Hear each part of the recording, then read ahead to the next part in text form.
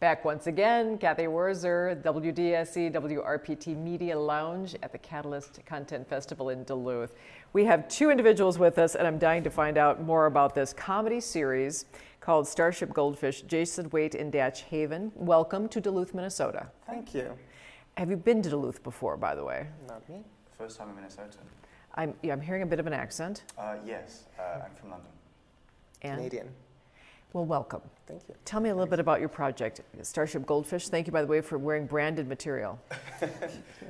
So it's about a man who deletes all of his own memories and finds himself on a ship in deep space with no idea how he got there. And the series begins a year later, and it's about how much of a person he's failed to become.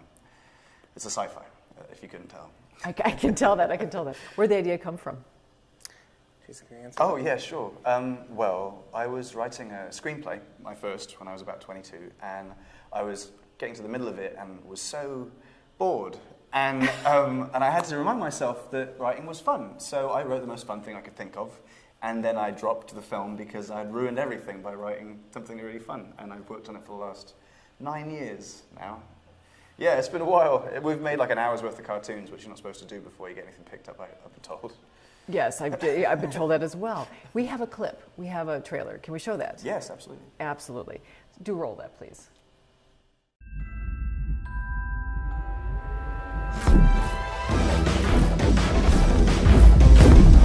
Ship's Diary of Captain Sam Sweetmilk. Pretty normal day so far. Started the day with, I think, toast being the breakfast of champions, being, by definition, whatever I have for breakfast. Can you turn that down, sir? It's distracting and I'm attempting to not die. Oh yeah, almost forgot. We seem to be winning some kind of space battle. Preparing.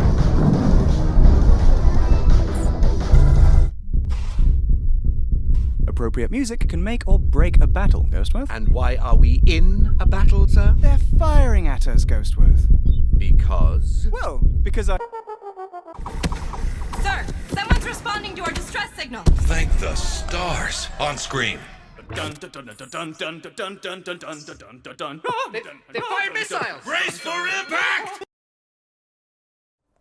Datch, you're the EP on this, the executive producer. Yes. Tell me a little bit about that. So I discovered, so Jason's been working on this for a very long time, and I discovered him probably about 5 years ago online when he discussed it on a Reddit post. And I thought the show that he had put together there was incredible. Obviously, it's going to get picked up, so I set a Google alert for it, and followed for a year, followed for 2 years.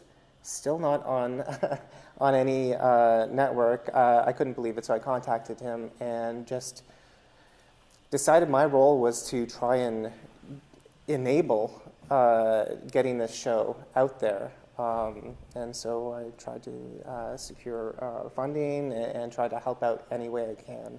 And thus the EP. It's like you're an angel EP in a sense. I was working as a waitress in a cocktail bar when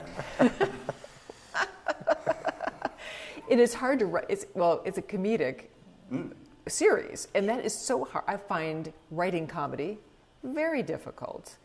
Obviously, you do not, but I mean, what are those difficulties? Do you ever run into that? Yeah, sometimes. I mean, I think everyone has a problem that they're not funny enough in one way or another. We're getting funnier all the time as a society, I think. It really, mainly it's the emotional and dramatic aspects I find difficult.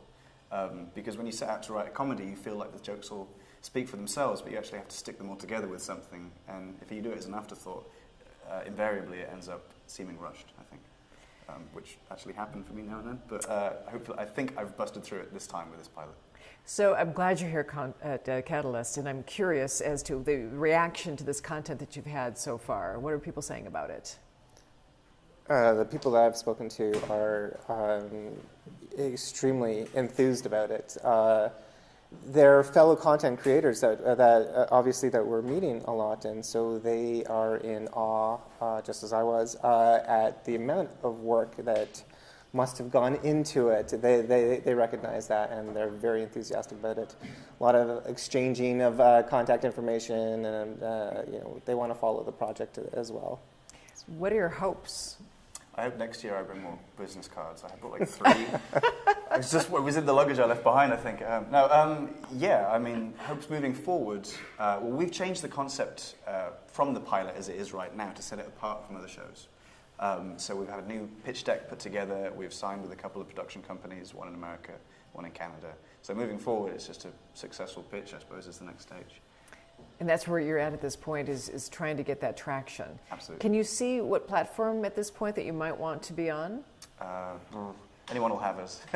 No, I mean, it's funny to think about because I watch a lot of adult animation, and that's our subgenre, if you like, and we're not edgy enough to be a lot of the stuff that's on television. I mean, if you look at something like that's on Fox, a mainstream sitcom, while often being quite, what's the word I'm looking for, risque at times, is still very mainstream.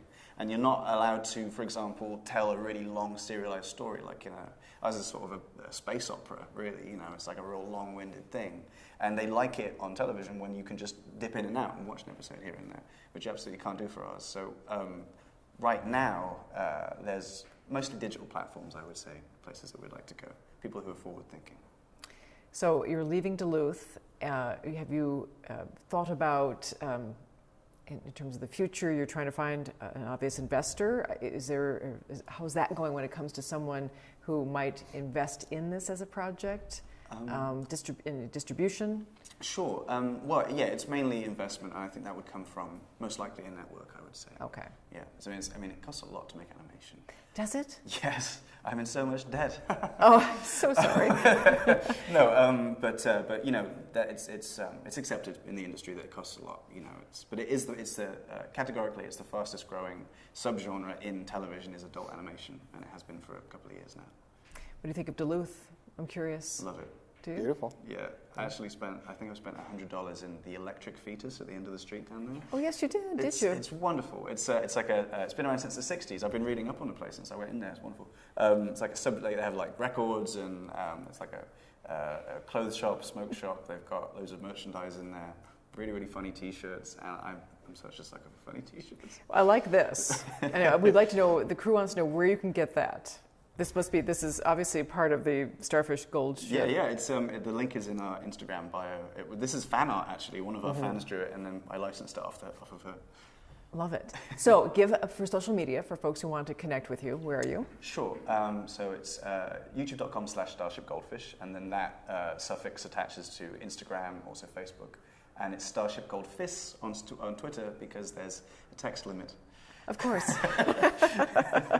Jason and Datch, thank you so much, and best of luck. I hope you get picked up. I hope your dreams come true to take this where it needs to go. Yeah, thank you very much. It was lovely to meet you. Absolutely, thank you. Well, that is going to wrap it up. Now, that was our last few conversations here, and I so appreciate my wonderful crew here at WDSE WRPT. This has been Cathy Wurzer from the Media Lounge at the Catalyst Content Festival. We will be back, but for the red carpet. I hope you'll stay with us for that.